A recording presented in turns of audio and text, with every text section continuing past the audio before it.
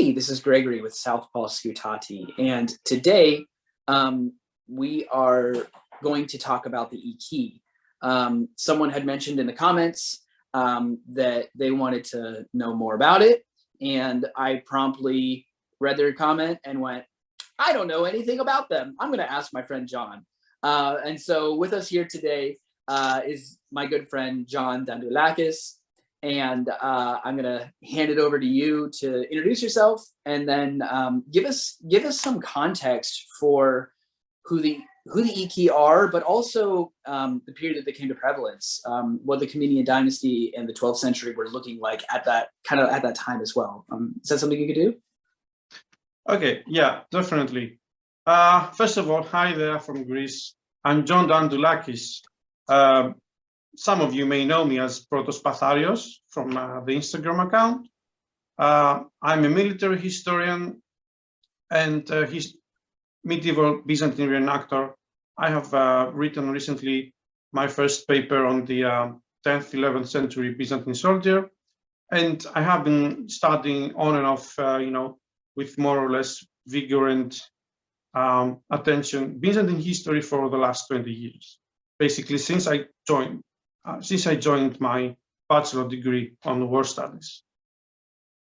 So you asked me what the E-key are, and at first I thought I had seen this before. I was, familiar with the term, and I'm like, yes, this sounds like a Comnenian period thing. But then I had to do more research myself, and what I found out is really interesting. So basically, the E-key, which means the man of the household, the man of the house,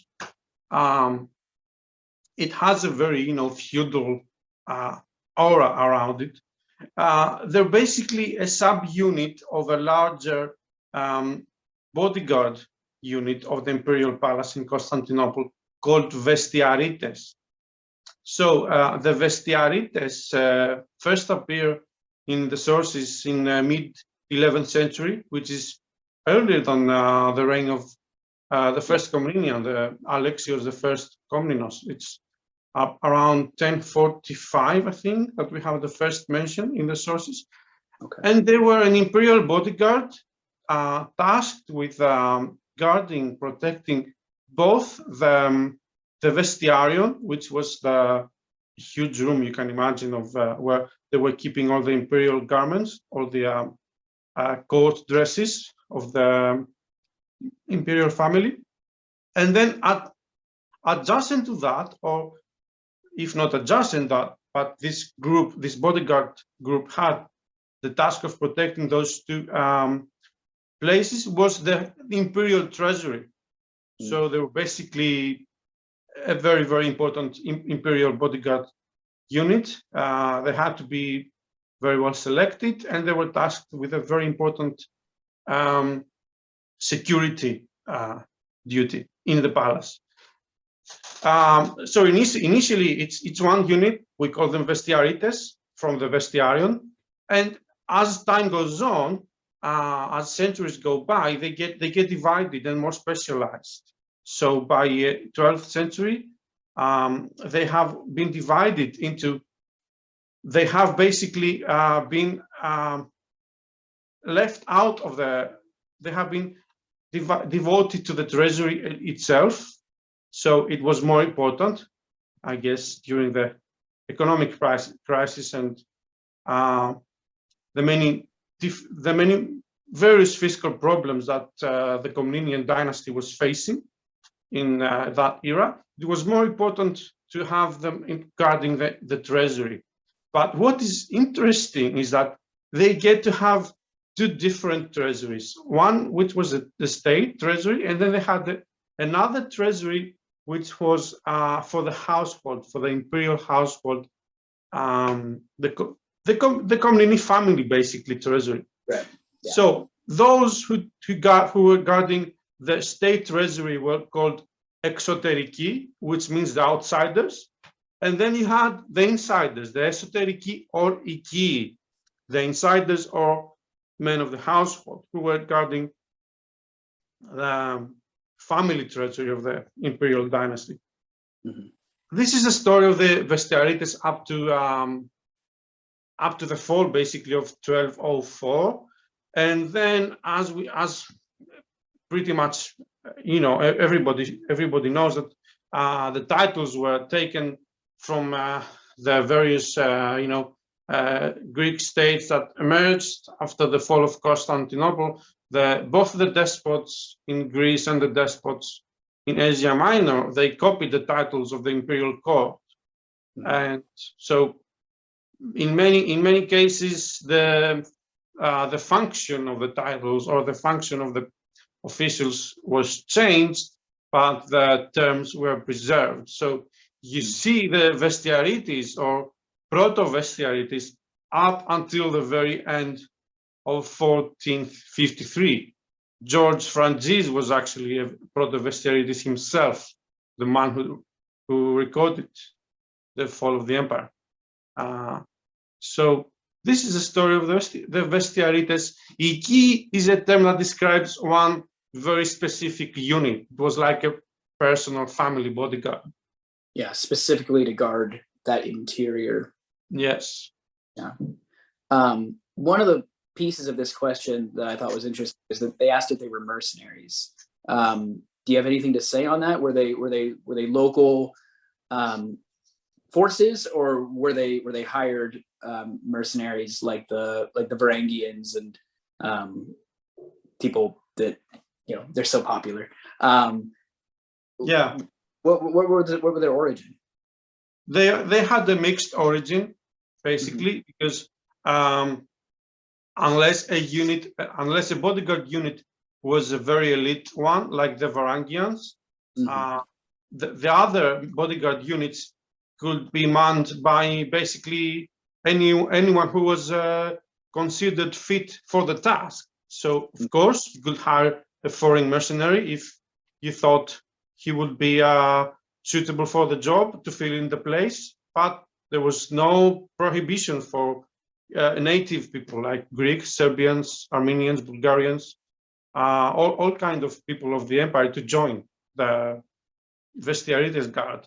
And this is for as long as it was maintained as a military force, as a bodyguard unit, because by the 14th century, it's more or less a secretarial job. It was more or less a civil service, very high and very well paid, very important. It was an imperial court position, but vestiarites of the late period were not practically soldiers anymore. They were men of the office, basically. Yeah. And they were not mercenaries, definitely not mercenaries. Yeah.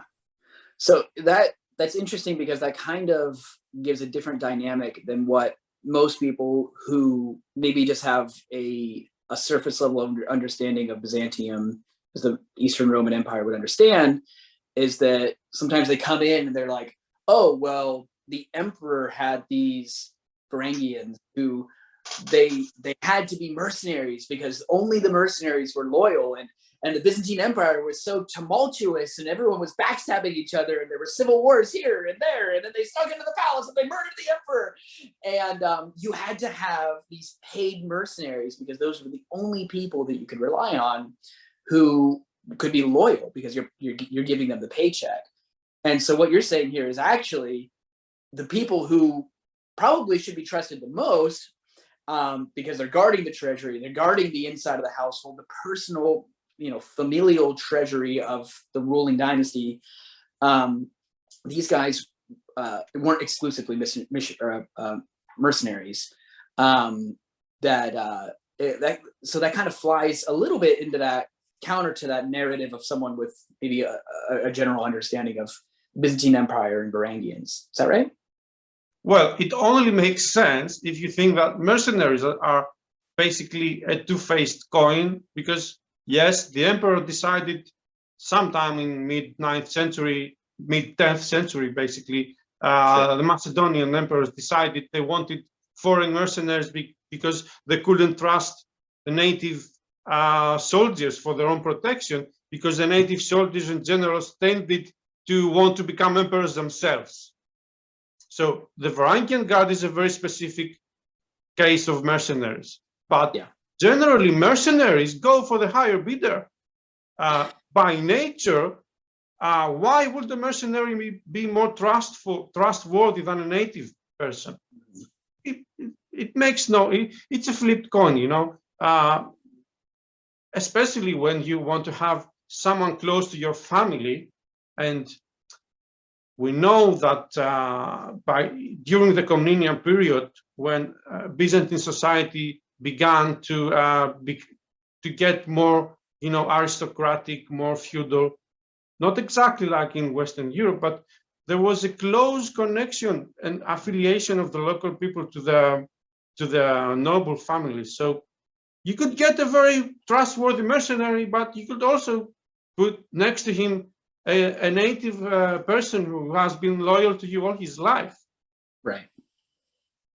Yeah. It's just shedding light on the reality that, you know, the Byzantines, the Greeks, Armenians, whatever ethnicity that, you know, were made up the army, they weren't just these fickle, I'll support whoever is gonna, you know, end up the winner in the long run. You know, that's not only who they were, and that's a super huge generalization, and it's not fair to distinguish the army as that as a whole. And I think that's what happens sometimes when you go, oh, the Varangians, they were loyal, they never backstabbed the emperor. So therefore, backstabbing and untrustworthy. I don't think there is any less backstabbing or betrayal stories in Western European medieval history compared to Byzantium. So it's only human nature at the end of the day. And politics change. So the politics of the period of Basil II were very different than the politics of the Komnenian dynasty. Right. And especially because you have powerful noble families fighting each other about power and position, what is more natural than having for those factions to have their own personal, you know, loyal people? We see this everywhere. You see this in English history, you see this in German history, you see this in Spanish medieval history. It's only a practical evolution of things, you know? Yeah, and the empire is in a completely different state between the Macedonian and the Comnenian dynasties. In the Comnenian dynasties, you've got Normans running around in northern Greece. You have the Seljuk Turks taking bites out of Anatolia. It really just sets up, you know, the whole stage for the Crusades. But the climate that these two armies operated in are completely different. And I think that really goes to say on just how the internal structure and how they were used, even politically, is a big thing.